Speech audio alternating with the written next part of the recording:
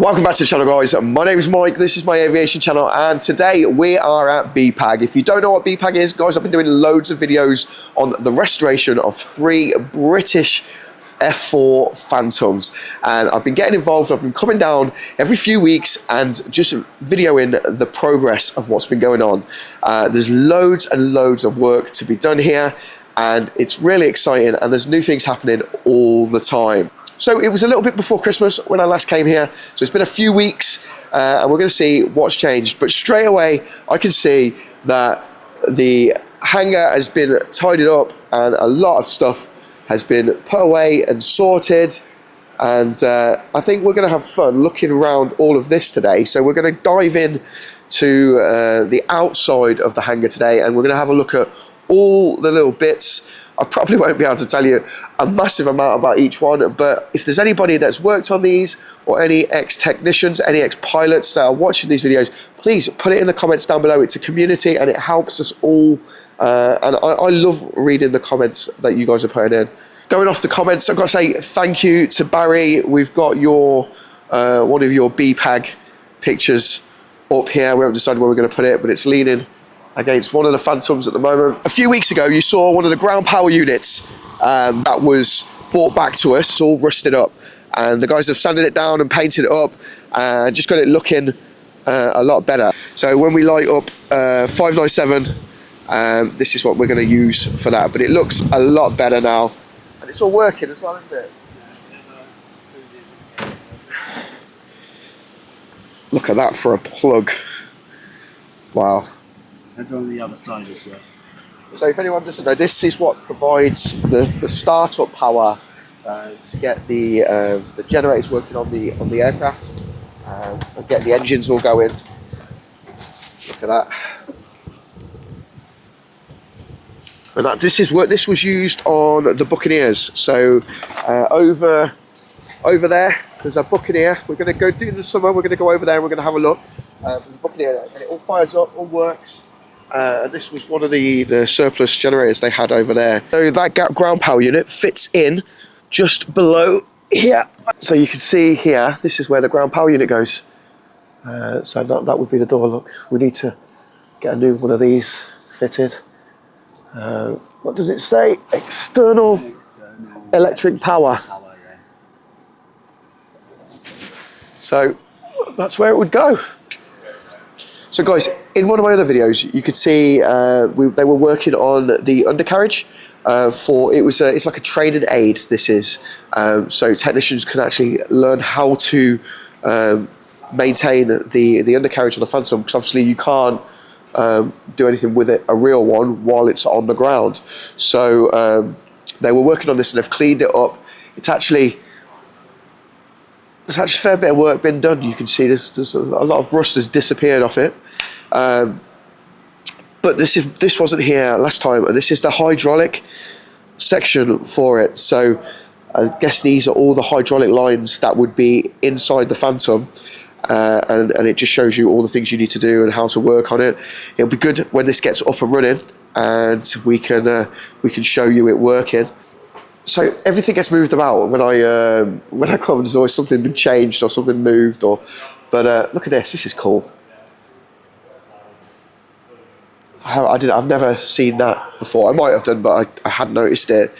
But I love the aircraft art, and it just looks really cool, that, don't it? One of the things I love about coming here is meeting new people and seeing all the volunteers. And there's a lad, Charlie, and he's you've been coming a few weeks now, haven't you, Charlie? Yeah. And you've got your own channel as well. Tell everyone what your channel is. I'll pass you the mic.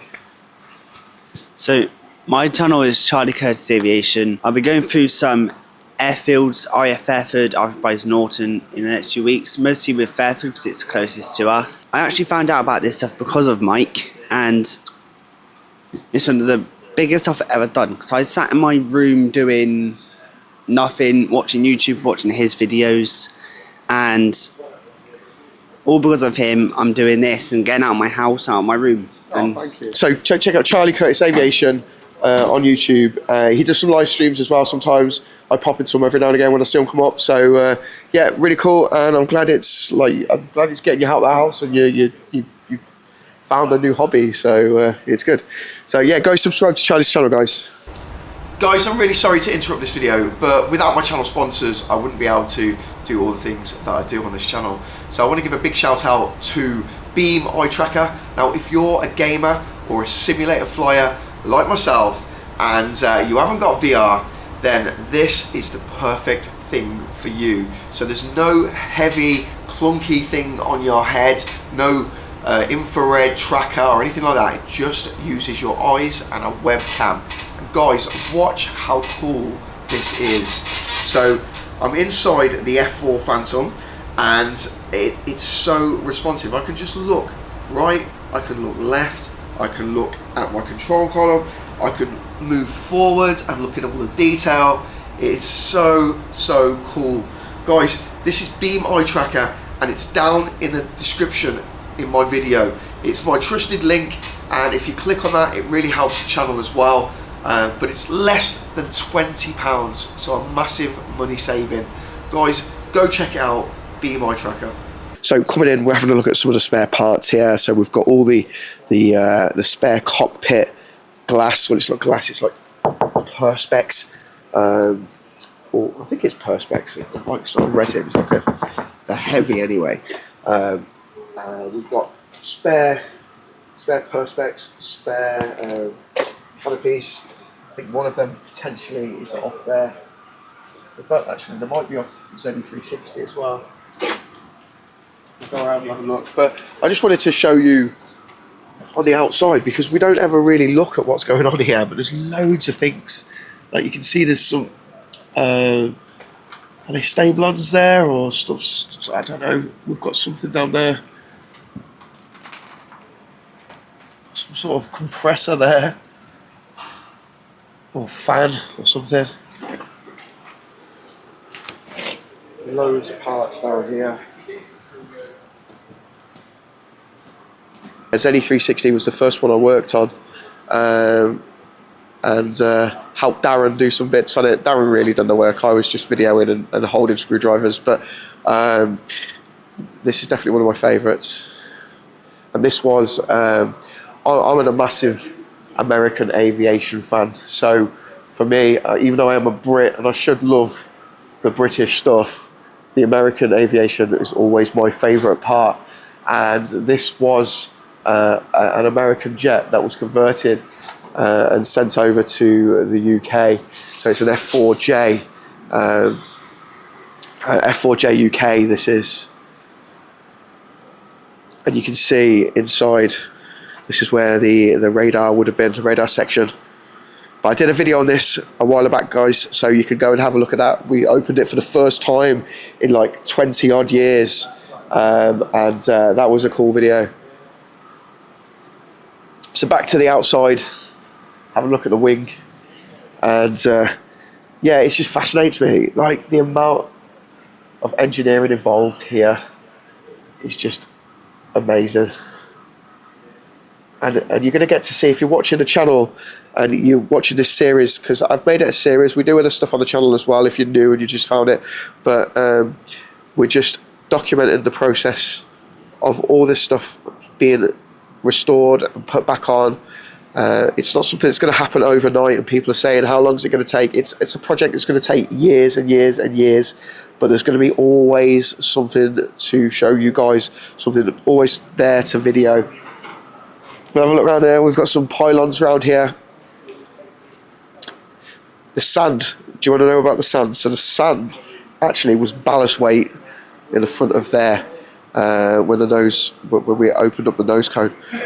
So that was some ballast sand.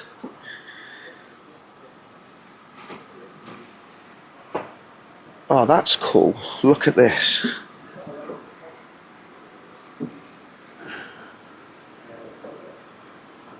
Property of Flight Lieutenant Steve Howard.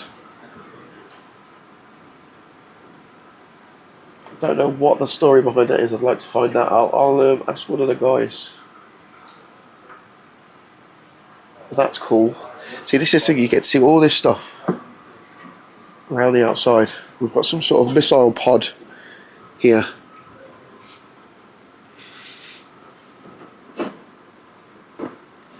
It's an instructional only one, so it's an inert one.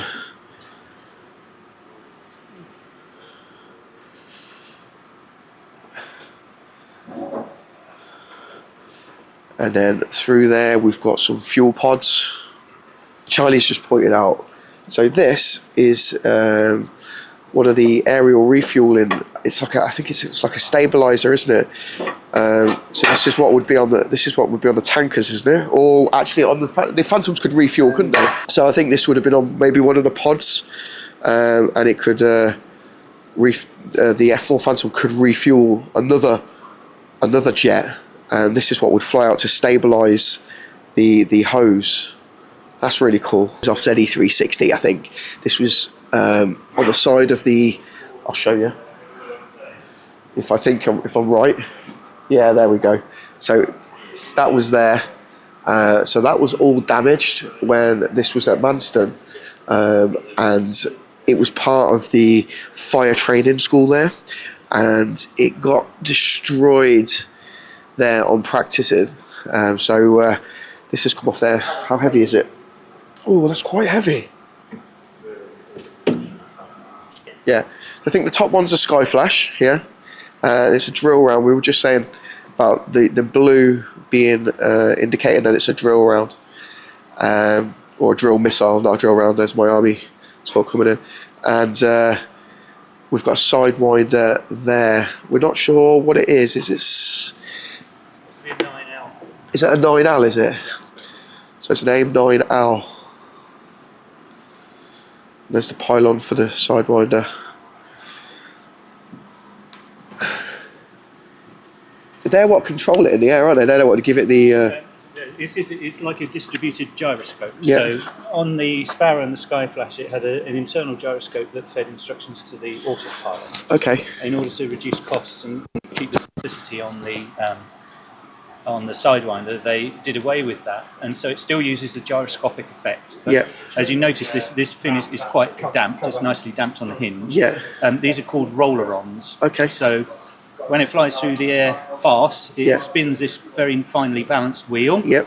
And then it's usually fully pinned in, so it's actually held in place. And then the inertia of the launch releases that pin and releases this clip that then allows it to move. Oh, okay. And then this disc spins up to high speed as the airflow is channeled through, and then it works like a distributed gyroscope. So it's on all four of these otherwise fixed fins. Yep. So if you imagine if the airflow moves, the gyroscopic effect effectively leaves this behind, and thus it allows it to steer a corrective action back. So it's a gyroscope, but not linked to the autopilot. It's not so so there's nobody physically controlling that. Correct. Yeah, it's a passive system. What the control is coming from is the gyroscopic effect of this wheel spinning, and then you want this to be damped so it doesn't over control it. So right, okay. in control systems, it's very easy if you think about it simplistically. This is wrong, therefore I'm going to put a certain amount of degrees of corrective steering into it. You actually end up over correcting, and you don't get a smooth flight. So that's why you have that sort of damping mechanism in, so that it gradually corrects to a degree. Oh, brilliant! So there we go. They're called roller-ons. Roller-ons. And you find them on surface-to-air missiles as well of the time. Yeah. Don't tend to see them on modern missiles these days. So it's a way of aging the missile. So they're not on like the new Sidewinders or. No, they tend to use. I think they use vectoring in the. Oh, do they? Okay. So you mentioned the launch rail. So the launch rail has a nitrogen gas bottle integral to it, which is used to pre-chill the seeker head. So if you make that seeker head colder, it makes it more sensitive to the heat sources. Because I guess they warm up as the airflow goes over them. That's right, but you also you just want it as cold as possible. And then this would allow just infrared. And you can control that by like just a switch in the cockpit, can't you?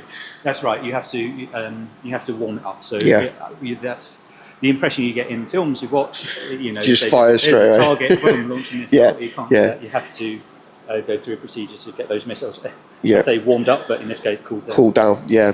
This is one of the engines that Tony was talking about in the last video that we put out there.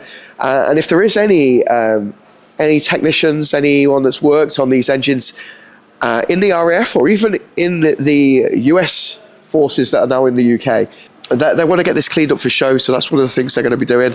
So if anybody's qualified and worked on these before, let us know, put it in the comments down below.